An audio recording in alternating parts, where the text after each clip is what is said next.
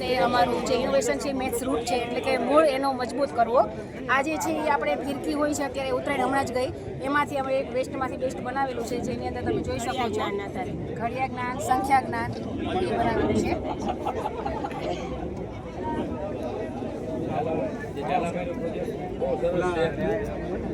આ જે છે એ ચિત્ર આધારિત સંખ્યા જ્ઞાન છે. જેમ કે એક આંઠડાની લાઈન છે તો 81, પછી 82, પછી 83, 84 એવી રીતના ગોઠવશે એટલે આખું ઈયળનું જે છે એ ચિત્ર બનશે. એક આખી 8ની લાઈન પૂરી થશે અને એક ડ્રોઈંગ પૂરું થશે. ત્યારબાદ અમે અહીંયા એવા વેસ્ટમાંથી બેસ્ટ આદરો બનાવેલા છે બોટલ દ્વારા, કે દાખલા તરીકે એના કેળા છે, વાંદરાભાઈને તો કેળા બહુ જ ભાવે છે, તો 18 + 1 કરશે એટલે 19 થશે. એટલે એ વાંદરાભાઈ જે 19 વાળા છે એને જે કેળું ખવડાવશે, એવી રીતે પોતાનું મૂલ્યાંકન જાતે કરી શકશે. હવે આ જે છે એની અંદર આપણે પાણી નાખી દેવાનું છે, અને એના અહીંયા છે ફીસ 2 + 9 11 થશે. એટલે એ માછલી છે કયા પાણીમાં જશે? 11 નંબરમાં જશે.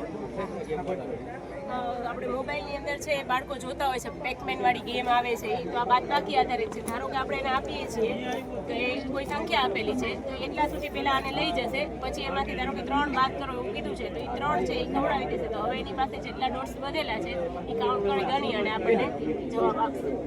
હવે આ પણ બાદબાકીનું જ મોડેલ છે, પણ એક આખું અલગ ઇનોવેટિવ છે. દાખલા કે અહીંયા આપણે પ્રશ્ન લખેલો છે કે 4 - 2, તો અહીંયા 4 ગાજર છે. હવે એ 4 માંથી 2 મારે કાઢી નાખવા છે, એટલે 2 ગાજર હું આ સસલાભાઈને ખવડાવી દેવાની છું. એટલે કેટલા વધ્યા? 2. તો બાળક અહીંયા જાતે પોતાની રીતે જવાબ લખશે 2. આ છે એ ઘડિયાળનું મોડેલ છે. આવી રીતના 1 થી 20ના ઘડિયાળના મોડેલ્સ છે. આ કપની ઉપર તમે જોવો છો અહીંયા 7 × 6, તો 7 × 6 42 થાય છે. તો આ જુદા જુદા કપમાં સંખ્યા લખેલી છે, એમાંથી સાચો જવાબ ગોતી અને બાળકે અહીંયા સેટ કરવાનો છે, અને આખો જે કન્સેપ્ટને ઓકે, આ ભાગાકારનું સાધન છે કે આપણે અહીંયા પ્રશ્ન છે 18 / 3, એટલે અહીંયા 18 સ્ટીક ગોઠવવાની છે. કેટલા વડે ભાગવું છે? 3 વડે. એટલે 3 સ્ટીક ખાનામાં મૂકતા જઈશું. કેટલા ખાનામાં સ્ટીક આવી? 6. તો આપણને જે ભાગફળ મળે છે એ 6 મળે છે. એક પણ સ્ટીક વધતી નથી. એનો અર્થ એવો કે આપણને શેષ મળે છે 0. તો આવી રીતે આપણે સરળતાથી રમતા રમતા ભાગાકાર પણ શીખી શકીએ.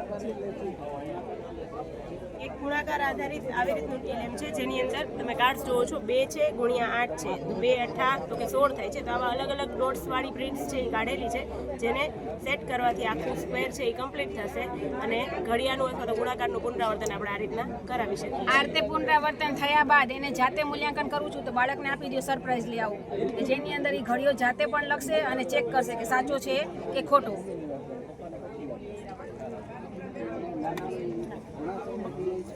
આજે છે એ ગુણાકાર માટેનું સાધન બનાવેલું છે.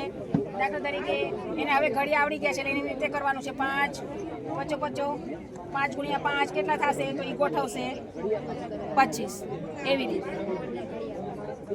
દરેક બાબતને હેન્ડ્સ ઓન એક્ટિવિટી ઉપર વધારે ભાર મૂકી અને લીધેલી છે કોઈ પણ ગાણિતિક ક્રિયા. ઓકે, હવે આ ઘડિયાળ છે જેની અંદર ટાઈમ એને ગોઠવવાનો છે, ટાઈમ સેટ કરવાનો છે. એવા અમે ઘણા બધા સરવાળા, બાદબાકી, ગુણાકાર, ભાગાકાર અને સંખ્યા જ્ઞાન જે આપણો મૂળ છે એ મૂળને અમે અહીંયા બને એટલો શીખવાડવા માટેનો પ્રયાસ કરેલ છે.